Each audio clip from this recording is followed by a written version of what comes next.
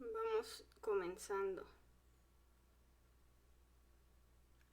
Bueno, vamos a dar inicio a esta plática. Yo me presento, tal vez ya me conozcan, tal vez no. Yo soy Ameyali Bernal Gómez, soy tallerista de Biotú. Mi formación es como bióloga por la Universidad Autónoma del Estado de Hidalgo. Y hoy les voy a platicar un poco de lo que es el aprovechamiento sustentable de la biodiversidad.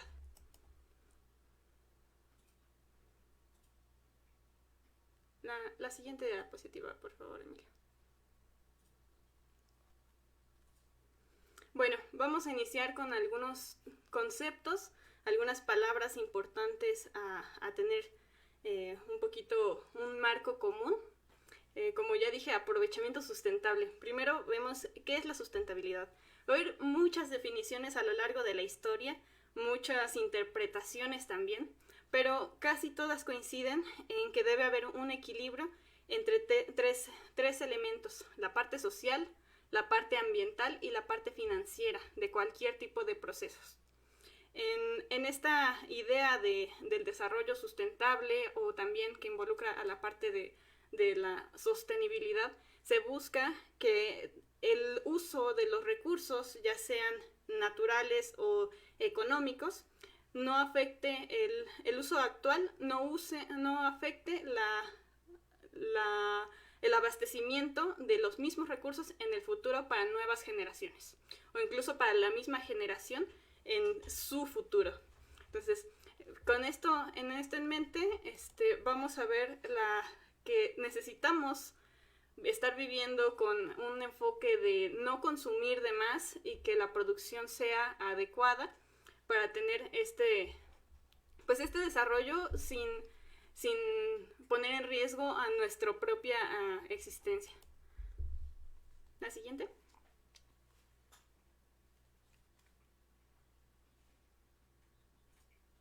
Bueno, ahora, ¿qué es la biodiversidad? Dale otro clic, por favor, Emilio. La biodiversidad es la variedad de vida.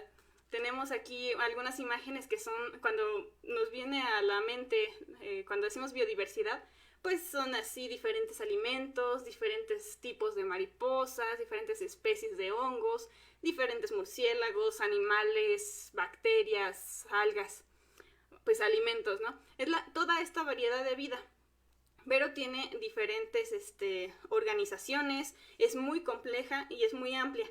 Y ya hemos visto también que dependemos de la biodiversidad, ya sea de forma directa, como es en esa imagen muy clara con los alimentos, o de forma indirecta con los servicios que, por ejemplo, los murciélagos pueden hacer para que nuestra supervivencia, nuestra vida, sea factible en la Tierra, como la polinización o los ecosistemas completos como los manglares con la filtración de agua, el aire que podemos respirar. La siguiente.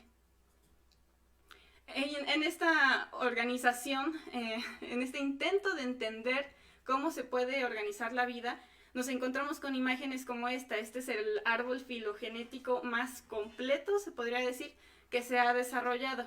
Este árbol es una forma de cómo ha sido la evolución, las relaciones entre muchas especies. Pero como les comenté, pues la biodiversidad es tan amplia que para poder hacer este árbol, que se ve que es bastante complejo, solo se están tomando en cuenta 3.000 especies de las descritas, del millón. Ok, me están avisando que hay pequeñas fallas con la transmisión. Bueno, entonces esta diversidad que vemos aquí, pues nos hace ver que no estamos ni solos, y hay muchísimos organismos que tienen funciones muy específicas y muy claras en la naturaleza para su propia supervivencia, y que posibilita que otros organismos estemos también en la Tierra. Bueno, ¿le das la siguiente?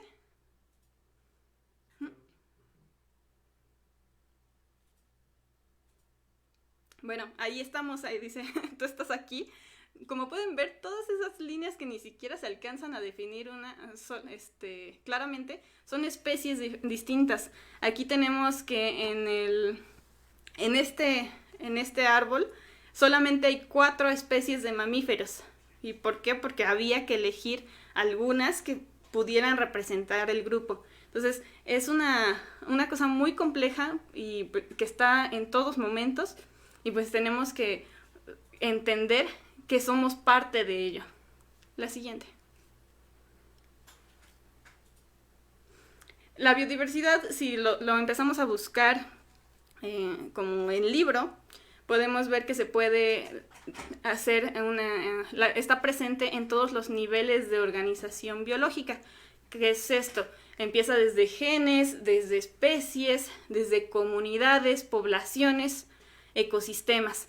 Pero una de las tres que son más representativas para hablar de la diferenciación de usos que se le ha dado es la biodiversidad genética, la biodiversidad de especies y la biodiversidad de ecosistemas. Desde que toda la vida ha tenido usos de esta biodiversidad.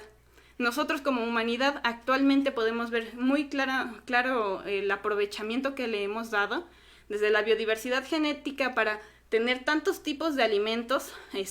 Ahí está muy claro, un ejemplo es las variedades de maíz, que tienen diferentes características, diferentes propiedades alimenticias, incluso en algunos casos medicinales, algunas plantas, hasta un sector más difícil de manejar, como pueden ser las vacunas. La generación de vacunas está permitida porque hay una biodiversidad genética en los organismos. Y así muchísimos ejemplos podemos encontrar. La parte de especies, no, la anterior. La parte de especies es muy clara al ver nuestro desayuno, nuestra comida. No estamos viviendo de una o dos especies, estamos viviendo de muchas que consumimos directamente como humanos. Y ahí están los escarabajos, que pueden ver que pues también todos ellos diferentes especies con diferentes funciones. Y en los ecosistemas, como mencioné, tienen ya unas funciones más grandes que involucran a todo lo que está ahí, que a nosotros, si lo vemos en un punto de cómo nos lo ocupamos, es de donde obtenemos los recursos, de donde están los servicios ecosistémicos para que la vida se pueda mantener en el planeta, bueno, nuestra vida, que podamos respirar, que pueda haber polinización para que haya frutos. La siguiente. Y bueno, aquí entramos a una parte de que necesitamos, como seres humanos, nos hemos caracterizado porque siempre queremos estar clasificando, organizando para entender las cosas.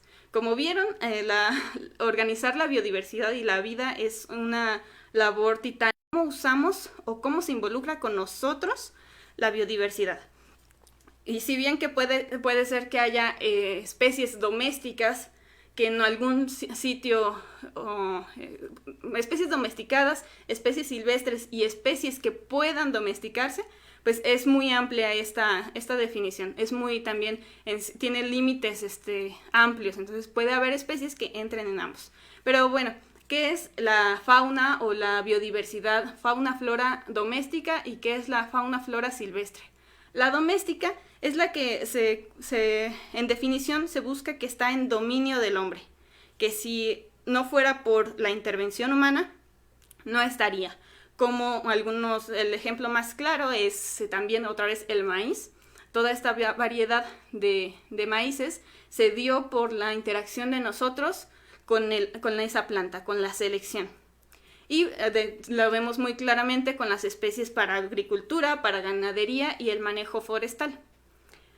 La vida silvestre son las que están aparte y no tienen una interacción directa con el humano. O sea, sí interactuamos con la vida silvestre, como todos los organismos que estamos relacionados, pero no está bajo nuestro dominio completamente. Sí la afectamos, pero no determinamos en dónde está. Y también aquí empieza a haber una palabra de la fauna o flora exótica. Esto es un término que se ocupa para identificar aquellas especies que no pertenecen naturalmente a un determinado territorio. Puede ser que el tlacuache sea silvestre y en algunos casos nativo de México, pero puede ser exótico si lo llevamos a otro lugar donde naturalmente no estaría. A veces esa fauna exótica se puede volver invasora. Esto quiere decir que ya llega a un punto de que no solamente está donde no la encontramos naturalmente, sino que está dañando a las especies que sí viven ahí. Bueno, aquí pueden ver que hay algunas legislaciones. Este es en el caso de México. En México ya y en varios países se tiene esta parte de la legislación de cómo utilizar los recursos. Está la ley agraria, la ley ganadera, de las organizaciones ganaderas, la Ley General de Desarrollo Forestal Sustentable, ya empiezan a permear estos términos en esta parte. Y en el caso de la vida silvestre, encontramos la Ley General de Vida Silvestre y Protección al Ambiente, que cada una ya tiene muy claras las pautas de cómo se debe manejar o qué cosas hay que cumplir para manejarla. En el caso de la vida silvestre tenemos lo que son las UMAS, que son las unidades de manejo para la conservación de vida silvestre, y los PIMS, que son los predios e instalaciones que manejan vida silvestre. Estos ya son cómo podemos utilizarla. La diferencia entre UMAS y PIMS es un documento, una serie de formalidades. En este caso es el plan de manejo, que es especial para cada especie. Es decir, si tenemos una UMA de tlacuaches, el documento da las pautas de cómo se debe manejar, cómo se debe reproducir, cómo se debe cuidar. Y bueno, aquí vamos viendo que ya tenemos un margen de cómo se debe aprovechar. En algunos casos, algunas legislaciones están actualizadas, en algunos casos necesitan ciertas reformas para que sean compatibles con la idea de la sustentabilidad, con la idea de no gastar esos recursos de forma que no se pueda recuperar. Bueno, ahora vamos a hablar de en qué niveles se puede utilizar o en qué niveles aprovechamos la biodiversidad. Bueno, iniciando desde el uso personal, ahí estamos nosotros. Nosotros tenemos un árbol de guayabas, que es biodiversidad, y la consumimos directamente. Nuestra familia también la utiliza. Puede ser que vivimos en un bosque y nos encargamos de cazar tal vez un conejo para alimentar a la familia. Es el uso de ese conejo de biodiversidad para la familia, en nuestro hogar. Y también ahora vivimos en comunidades desde hace ya miles de años, y en la comunidad también se usa, se tiene que usar la sustentabilidad. Aquí vemos que puede ser que es un bosque y los recursos que ocupamos para sobrevivir vienen de él, ya sea madera, ya sea hongos, plantas. Tenemos que saber cómo aprovecharlo en comunidad. Derivado de esto son los negocios, el trabajo, los emprendimientos. Ahí vemos una granja que tiene un cultivo, que se ve bastante uniforme, pero está haciendo uso de un elemento de la biodiversidad. Y finalmente eso se va traduciendo también a las grandes ciudades, que si bien a veces no manejan ahí directamente la biodiversidad, dependen de ella y de lo que se hace en las otras partes del territorio. Y todo esto dependemos de los ecosistemas que están alrededor del mundo. Entonces necesitamos saber cómo es, entender la relación, entender dónde estamos parados, qué estamos haciendo y cómo podemos complementarla, hacer que nuestra presencia en el mundo no sea dañina y generar el mayor impacto benéfico para cuidar y regenerar los ambientes. Bueno, ahora que vimos los niveles, que puede ser, usamos la biodiversidad de forma personal, familiar, comunitaria y global, hay que ver aquí un detallito, que muchos de los negocios o de las industrias son de las principales amenazas de la biodiversidad. ¿Por qué? Porque si yo quiero dedicarme a la agricultura,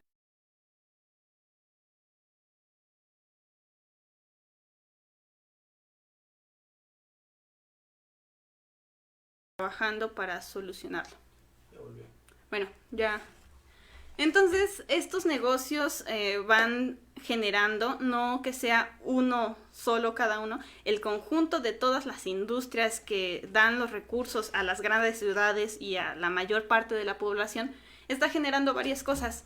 Desde que si quiero producir maíz e importarlo, necesito una gran cantidad de terreno donde voy a quitar toda la biodiversidad, todos los elementos que naturalmente estaban ahí para poder producirlo. Esto es un cambio de hábitat, es un cambio de funciones del terreno.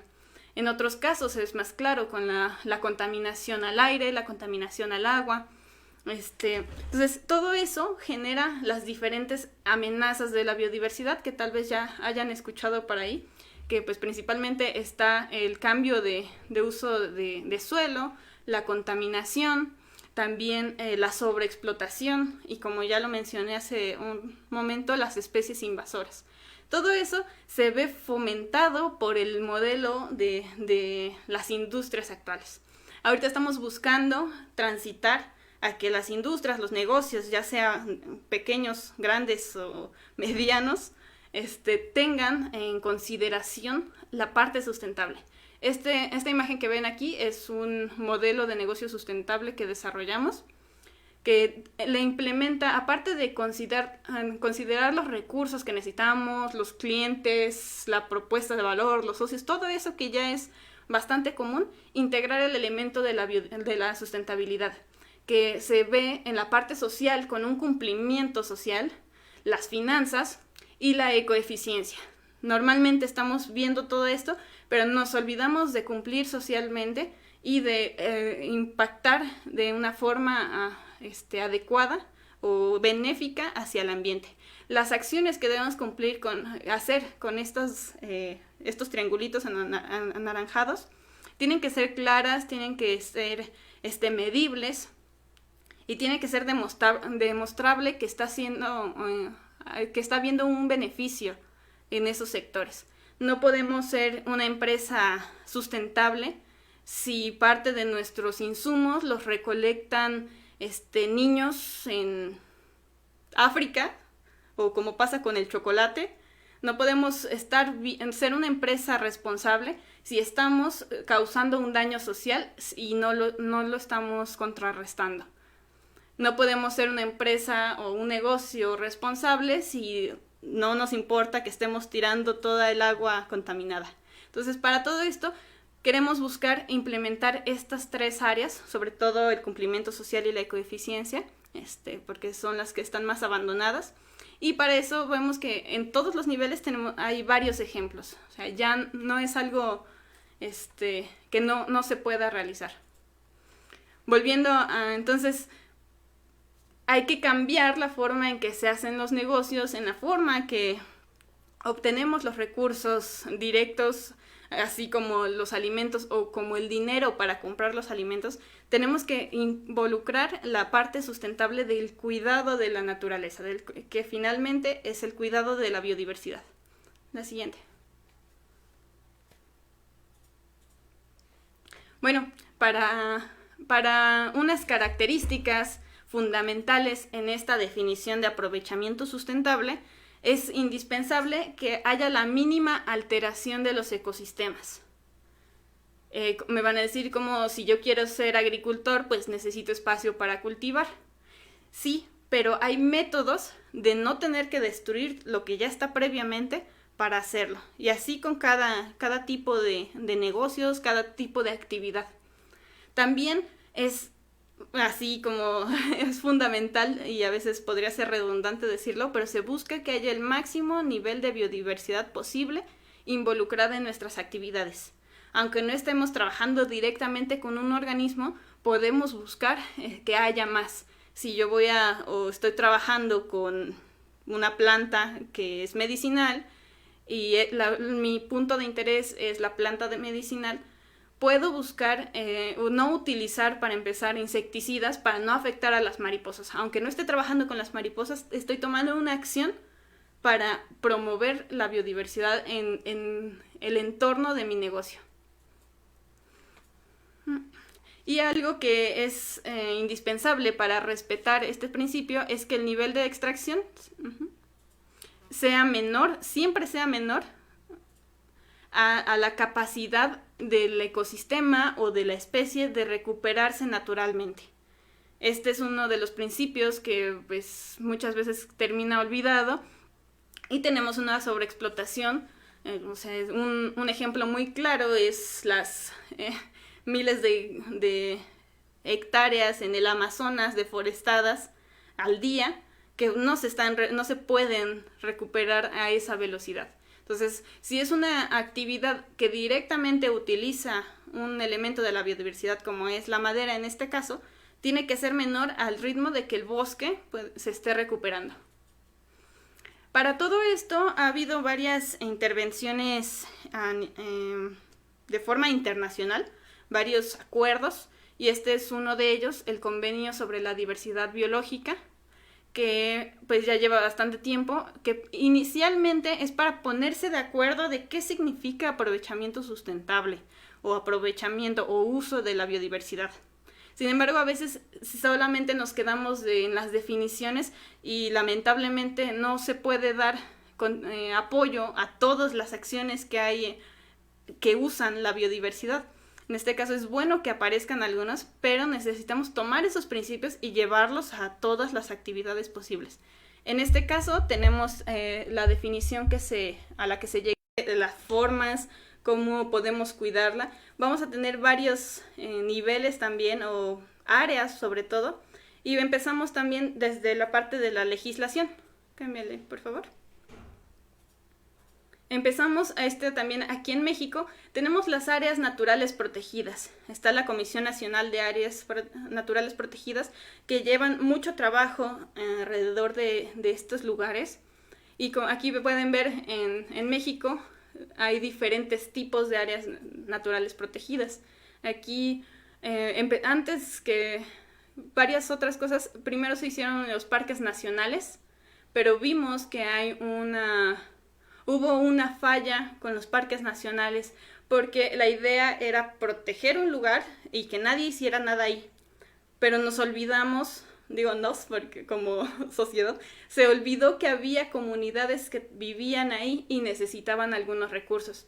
Y aquí desprendió varias problemáticas, algunos casos más famosos que otros, de personas que tal vez cazaron en un área natural protegida y fueron metidas a la cárcel, pero vemos que sus tradiciones estaban antes de que se declarara un área natural protegida y que tal vez cazar ese conejo o talar ese árbol en particular no estaba haciendo un daño en específico, ¿no? No estaba haciendo un daño significante. Entonces, atendiendo esto y con bastante, pues, una idea más global, se generaron el concepto y la idea de las reservas de la biosfera, donde ya se contemplaba que estuviera zonificado, que pudiera haber un aprovechamiento de los recursos, pero de forma monitoreada y cuidada. Entonces, de esta forma, ya estamos protegiendo al ambiente, entendiendo a la sociedad y viendo que pueda aprovechar sus recursos. Entonces, ya tenemos las tres áreas de la sustentabilidad: los recursos naturales, la parte social y la parte económica, buscando un equilibrio, sobre todo en las actividades que se puede llevar a cabo en las reservas de la biosfera. Aquí les voy a hablar, los ejemplos que vienen van a ser, son de los que son más cercanos a mis experiencias personales o pues donde he estado viviendo. En este caso es la Barranca de Meztitlán, que es una reserva de la biosfera, y pues yo he estado bastante involucrada ahí porque para empezar de ahí viene mi abuela, ahí vive, entonces he tenido una interacción más constante. Además que está cerca, acá en el estado de Hidalgo, y pues he podido ver algunos de estos ejemplos que les voy a comentar. En las reservas de la biosfera, pues aquí vemos actividades como la de las humas en medio, ese vivero de cactus. Ya se puede utilizar la biodiversidad cuidándola. Para los que no conozcan o no hayan escuchado de la Barranca de Meztitlán, sus principales características son la diversidad de cactáceas que tiene y la laguna de Meztitlán, que es esa que ven ahí. También este lugar se ha prestado para muchísimas investigaciones científicas, actividades de conservación directamente. Ahí abajo, no sé si se alcanza a notar, pero es la liberación de unas águilas para buscar repoblar el lugar. También se hacen actividades de ecoturismo, de deportes, entonces ya empieza a vincular un poco mejor las cosas. Pero pues, ¿qué creen? Está la reserva de la biosfera, pero hace aproximadamente 2 años, esa laguna, así como la ven, no se veía nada de agua. Estaba sufriendo de las sequías más grandes registradas ahí. Y eso nos detonó que había que hacer diferentes acciones. Ahí vemos que a pesar de que sea una reserva, un territorio delimitado, siempre va a estar impactado por alrededor. ¿Por qué se empezó a secar? Porque fuera de la reserva, donde se debería abastecer los ríos, ya han llevado prácticas de deforestación, de que desvío del agua. Entonces no va a importar mucho si tenemos un área que no queremos dañar, como son las reservas, si alrededor que está conectado todo no se hace nada por cuidarla. Entonces vemos que pues, la reserva de la biosfera, o al menos la laguna de Meztitlán, estaba en riesgo, siendo que pues estaba en uno de los lugares donde más interés hay por conservar. No depende solamente de ese territorio. No les comenté, pero la cantidad de territorio que tenemos conservado es el 10% del territorio nacional. En aguas es el 1%. Entonces, ese territorio, si es bueno para hacer ejemplos, no va a ser suficiente para protegerlo. De este tipo de actividades, de darnos cuenta, de ver que ya no hay agua, empiezan a detonarse algunos movimientos, algunos intereses, por ver que estamos en nuestras actividades están en riesgo. Aquí les pongo el logotipo de una organización de productores agroecológicos, se llama Biomestli, que derivado de eso y ver toda la contaminación que implica la agricultura en la zona, pues van viendo la necesidad de cambiar a estas alternativas, como es la agroecología. Ahorita, un poquito más adelante, vamos a hablar de eso. La siguiente. Este es el Jardín Botánico Elia Bravo Hollis. Para quienes no sepan, la doctora Elia Bravo fue la primer bióloga mexicana y hizo un trabajo impresionante con la biología de las cactáceas. Este jardín también está ubicado en una reserva de la biosfera en Tehuacán. Está en Zapotitlán, Salinas, en Puebla. Y pues también es muy grande. Se presentan varias actividades ahí, recorridos turísticos. Muchos biólogos van ahí a hacer algunas prácticas de campo, a conocer la biodiversidad. La comunidad de alrededor aprovecha algunos elementos, como algunos frutos de las cactáceas, para hacer dulces y venderlos a los turistas. Y han encontrado también una forma de interactuar con pues tesoro natural, pero sin sobreponer, más bien sin quitar sus necesidades. La siguiente. También hay un ejemplo bastante interesante. Habla de la parte a nivel comunitaria. Es una empresa forestal comunitaria que está también en Puebla. Esta empresa estaba teniendo problemas porque pues estaban viendo que el ritmo que no era suficiente la madera que podían tener, que se dieron cuenta que en algún punto iban a acabarse los árboles que estaban en edad para ser cosechados. Entonces, con ayuda de algunas otras organizaciones, también con la ONU, con la Comisión Nacional de Áreas Protegidas y varios elementos, lograron cambiar la forma del uso que le estaban dando al bosque. Empezaron a hacer un bosque sostenible, de ver que esta extracción viera compensada con la recuperación del bosque, y además se les ha en este caso la madera. La siguiente. Hay un brinco que hubo, espero que no se... No afectó, todo bien. Ok. La siguiente. Bueno, aquí tenemos un ejemplo de una huma. Esta huma la visité ya hace bastantes años, yo creo que casi como 10 años. Todavía sigue en operaciones. Está en Isla Arena, en Campeche. Se llama Wotoch Ajin, no sé bien cómo se pronuncia. Sí, me dicen que sí se pronuncia así. Es la casa del cocodrilo. Es una huma, tiene un restaurante y dan servicios ecoturísticos, dan muchas pláticas. agrega que está en la reserva de la biosfera de Celestún, o al menos en el borde. Sí, me comentan, está al ladito o integrada casi a la reserva de la biosfera de Celestún. Está en el borde de Campeche, ya casi Yucatán. Y bueno, en esta UMA tienen los permisos, las formalidades y las capacidades de reproducir, en este caso, al cocodrilo Morelletti. Ahí ya ven los huevos, algunas crías más pequeñas en diferentes momentos de los cocodrilos. Y pues es derivado del interés, es una UMA que empezó con una familia, es un, digamos, emprendimiento, o más bien un trabajo familiar que empezó y se ha ido complementando con mucha información, mucha capacitación, y pues ahí pueden recibir a muchas personas, y la verdad es muy interesante porque vemos desde la importancia del manglar, te explican todas las funciones, te explican las funciones.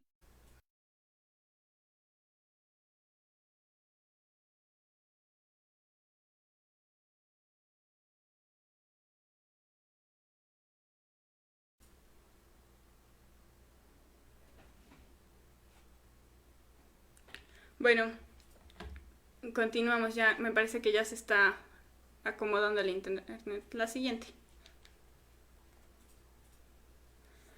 Otro ejemplo, este es un PIMS, este es el Herpetario Explora Reptilia, que trabaja además en asociación con la UMA de Cactus Santa Ana, también está en Meztitlán.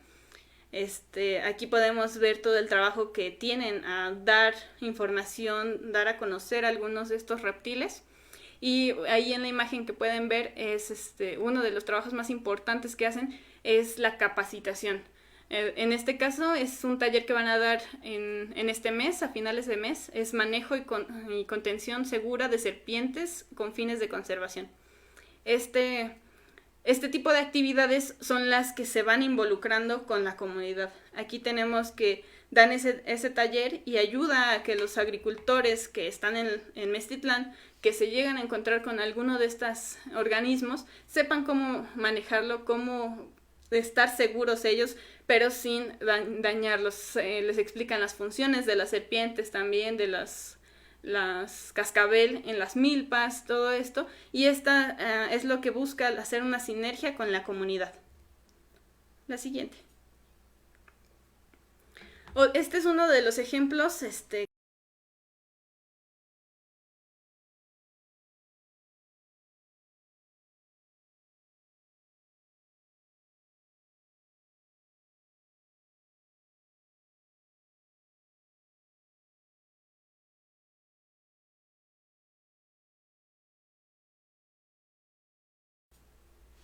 ¿ya se recuperó?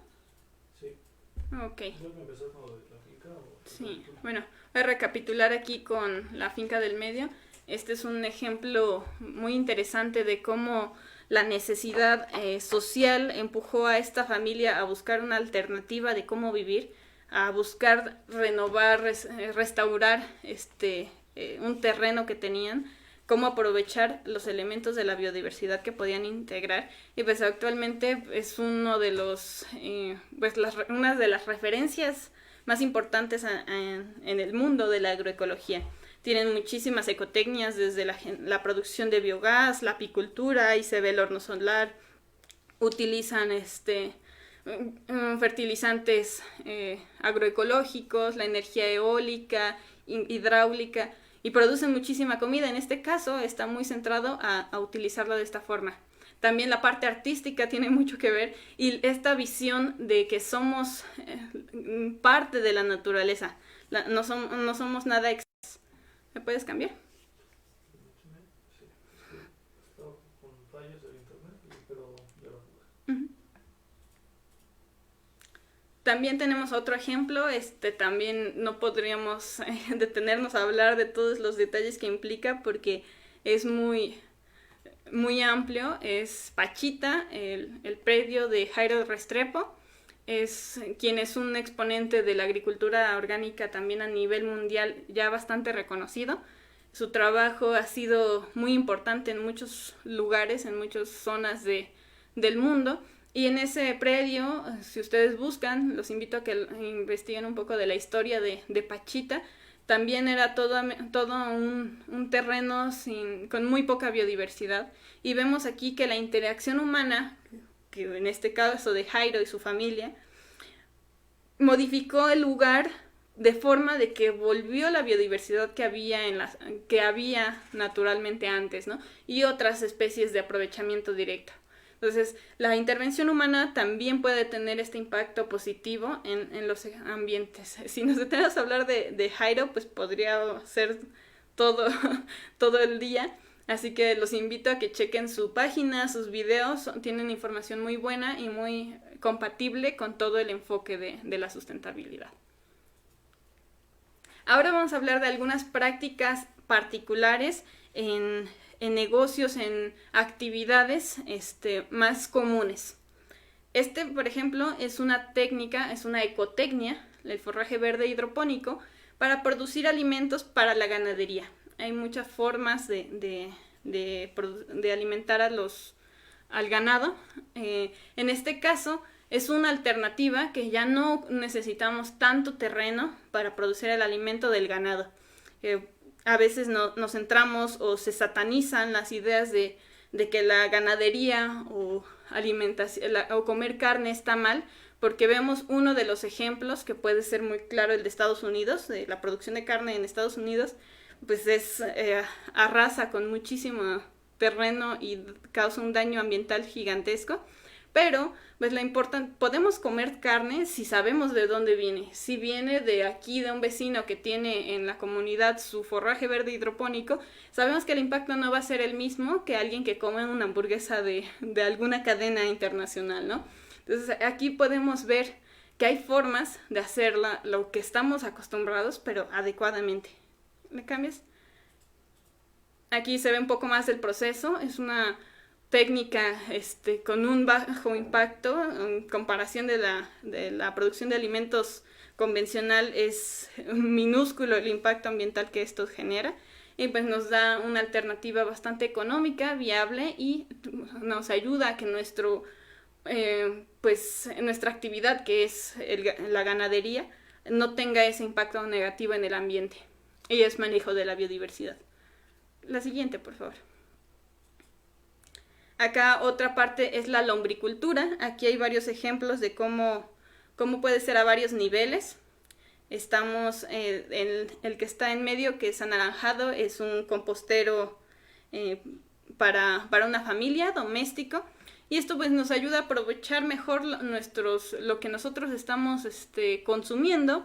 Cuando compramos o tenemos un plátano, también tenemos la cáscara del plátano. Entonces es una forma de darle valor a esos residuos, y además se refleja en el bienestar. Si tengo plantas y están mejor, si mi jardín está mejor cuidado, es directamente el beneficio, utilizando en este caso la lombriz roja californiana. Aprovecho para comentarles que nuestro próximo taller en línea va a ser de lombricultura, así que por ahí chequen nuestros posts y regístrense.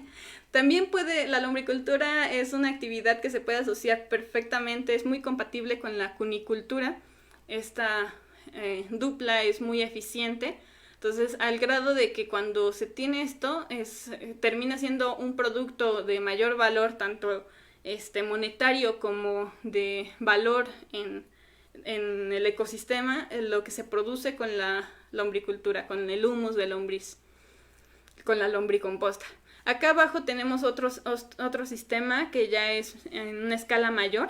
Como pueden ver, en este caso es una ecotecnia que se puede dimensionar en la necesidad que nosotros vayamos teniendo. Ahí se ven esas camas gigantescas de lombricultura, que pues son capaces de procesar una mayor cantidad de residuos, que son muy adaptables a, no sé, por decir, procesar todos los residuos generados por un mercado o una comunidad. Los otros de una forma muy rápida, incluso tal vez sea más rápido que la lombricultura, pero hay diferencias. La mosca soldado negra consume otro tipo de desperdicios y son complementarias. Pero es un ejemplo de cómo se ha utilizado la biodiversidad en otras escalas. Ya actualmente encontramos varias empresas que utilizan larvas de algunos insectos para alimentación de peces, para alimentación de ganado, e incluso ya hay galletas y harina de mosca soldado negra para alimentación humana por la gran cantidad de nutrientes que tiene y el bajo impacto de producción. Es una forma de producir proteína muy limpia, muy económica, además utilizando algunos residuos y muy rápida. Entonces este mercado y este crecimiento de la mosca soldado negra está con buenas predicciones. Ahorita de hecho hay un estudio desde el 2022 al 2030 y se cree que el crecimiento de este tipo de empresas, de prácticas, va a ser más normalizado y va a estar en crecimiento casi continuo. Y así como con esta mosca hay de muchos otros insectos que pues no nos da tiempo de hablar de todos uno y cada uno de ellos. La siguiente, por favor. Bueno, acá también les voy a hablar desde mi experiencia personal con las plantas medicinales. Yo tengo este emprendimiento que se llama Jatrofa, que es utilizar las plantas medicinales como remedios herbolarios. Y también está este ejemplo que se llama para hacer este cumplimiento social también. Entonces vemos que la empresa o el emprendimiento puede trabajar directamente con algún elemento de la biodiversidad, pero siempre se puede vincular a las otras actividades. En mi caso, como es un emprendimiento pequeño, el uso de las plantas que tengo son por temporadas. Por decir, uno de los productos utiliza las hojas de la planta de uva. Entonces es por temporadas. Cuando hay hoja de uva se ocupa, pero sí da tiempo perfectamente para que la planta se regenere. Así con varios de los insumos. Sobre todo también con la Jatrofa dioica y Atrofa dioica, que es la sangre de grado. También es muy famosa esa planta por el potencial que tiene, pero a veces pasa que caemos en las modas de que como es muy famosa, empieza a haber una depredación excesiva. Entonces, para utilizarla es mejor cultivarla. Y esto es lo que queremos implementar con nuestra participación o nuestro consejo con diferentes grupos. La siguiente. Ahora, todo esto da varias veces como... Todo esto nos da ventajas competitivas, hablando uno más, dos más. Estás bloqueando la cámara. Ah. ¿Ya? Todo esto nos da ventajas competitivas a la hora de que sea un negocio, un emprendimiento, una forma de tener recursos monetarios incluso. Al utilizar adecuadamente la biodiversidad vemos que podemos ahorrar en gastos de producción. Un ejemplo es como el forraje verde hidropónico. Tenemos un menor impacto ambiental.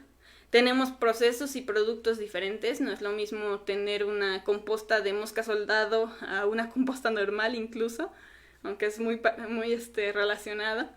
Y podemos compartir y también publicitarlo a través de estas herramientas del cuidado de la naturaleza.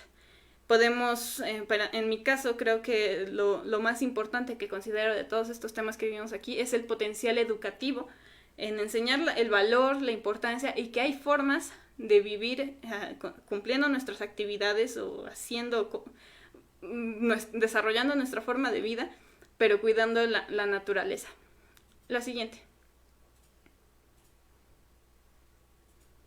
Bueno, ahora antes de que se acabe el tiempo, hay que tener un poco de cuidado con las ecomodas. También llegamos a un punto de que todo queremos que sea verde. Otra vez interferencias.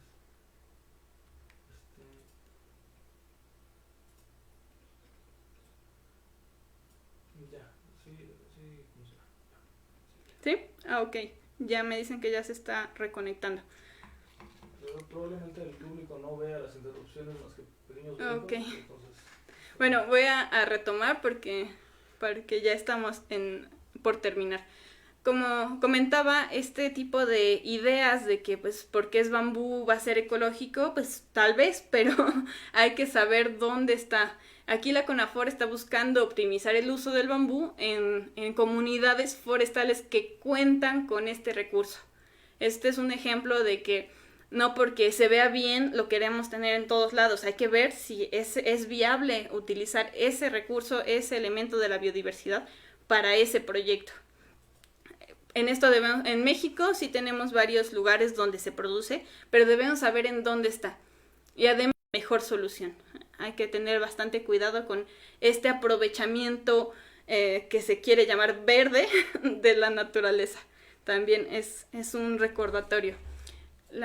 También aquí pasa como pues varios problemas que luego llegamos a tener, sobre todo en comunidades donde hay cactáceas, donde se utilizan, donde pensamos, porque es más natural o porque es más tradicional, es bueno, y pues luego encontramos situaciones que no. Tal vez la comunidad indígena que tiene esa práctica, como aquí era hacer el acitrón de las biznagas, incluso el peyote, muchas prácticas ancestrales en su momento no tenían, hace varios años cuando se gestaron, no tenía una implicación mayor que utilizaran de esa forma los recursos porque no estaba tan afectado con la contaminación y otros factores. Actualmente sí, actualmente ya no podemos ir y agarrar las biznagas para hacer acitrón, no podemos ir a cazar unos pájaros porque era la tradición. Tenemos que ver que ya estamos en otras nuevas circunstancias y hay que retomar algunos elementos porque hay muchos muy importantes del aprovechamiento ancestral de los recursos que pueden ayudarnos, pero hay algunas prácticas en específico que no por ser ancestrales van a ser buenas. La siguiente. Bueno, vamos a hacer una recapitulación. Entonces vemos que indiscutiblemente la biodiversidad es muy amplia, es muy importante en todo. La acción comunitaria, la ancestralidad, los conocimientos indígenas, vamos a encontrar mucho apoyo en eso porque hay prácticas que se pueden rescatar que son apropiadas para el manejo de la biodiversidad, como lo son simplemente las milpas. Y la acción comunitaria es necesario porque somos las comunidades, la comunidad, quienes vamos a implementar estas acciones. Entonces tenemos que trabajar en conjunto. Luego vamos a tener la agroecología, la permacultura, que son temas muy amplios también, desde movimientos hasta técnicas específicas, hasta ideas filosóficas. Entonces es bastante amplio, pero a grandes rasgos la agroecología es una forma de seguir produciendo los alimentos considerando la parte ecológica, la parte de la biodiversidad y cómo funciona en ese ecosistema. Entonces, meter prácticas agroecológicas, permaculturales es fundamental. Aquí aprovecho para comentarles que dentro de 15 días vamos a tener una plática con Ahmed de los Santos de Omnunity, una persona que ya tiene bastante experiencia en este campo de la permacultura, que ha estado trabajando en varios estados, incluso en varios otros países. Tiene muchas experiencias al respecto y nos va a platicar una introducción de todo lo que implica la permacultura. Así que también los invito a estar atentos de estas pláticas y para que tengan un marco más amplio de lo que implica. Vamos a encontrar esas prácticas y también las ecotecnias, como hablamos de la lombricultura, el lombricompostero en sí, el horno solar, el forraje verde hidropónico, todas esas herramientas que podemos utilizar. También vamos a estar hablando en casos específicos. El próximo taller es el de lombricultura. A finales de marzo vamos a tener un taller de herbolaria y en abril vamos a hablar también de las ecotecnias que utilizan la energía solar. Entonces aquí vemos que tenemos todas estas herramientas, unas estarán a nuestro alcance directo y otras podemos enterarnos e influir, pero tenemos la responsabilidad de aplicarlas. La siguiente. Finalmente, pues ahora ver que la biodiversidad está llena de colores, formas y cada uno de estos organismos tiene una función y no es de que deba estar a nuestra disposición solamente, pero dependemos de varias interacciones entre ellos y unos los ocupamos directamente. Entonces necesitamos reconectar, a entender lo que está pasando y volver a plantear la forma en que estamos actuando. La siguiente. Finalmente quisiera terminar, sí estamos a tiempo, con esta frase. Normalmente pongo algunas frases relacionadas, y en este caso hace unos 2 días, 3, di una plática de biodiversidad para niños de sexto de primaria del Instituto Terranova en Ajijic. Y ellos hicieron algunos resúmenes, y Valentina, de 12 años de este instituto, puso que esta es lo que ella se quedaba de la plática. Todo está relacionado. Por ejemplo, se necesitan muchas abejas para tener miel y se necesitan muchas mariposas para la polinización. Aquí, pues, los niños están en una edad, y la juventud, donde es muy natural para ellos entender este tipo de cosas. Así como todo está relacionado, ahí atrás ven todo la conexión del árbol de la vida, pues no podemos pues apartarnos de estas relaciones y de ver que se puedan proteger. Y esta parte de que los niños lo acepten tan natural es lo que estamos buscando trabajar en este proyecto de educación hacia la sustentabilidad. Pues invitarlos a que participen, a que vean lo importante y que podemos hacer. Todos estamos buscando ir en este camino hacia la sustentabilidad y necesitamos unos de otros. Entonces, gracias por estar aquí.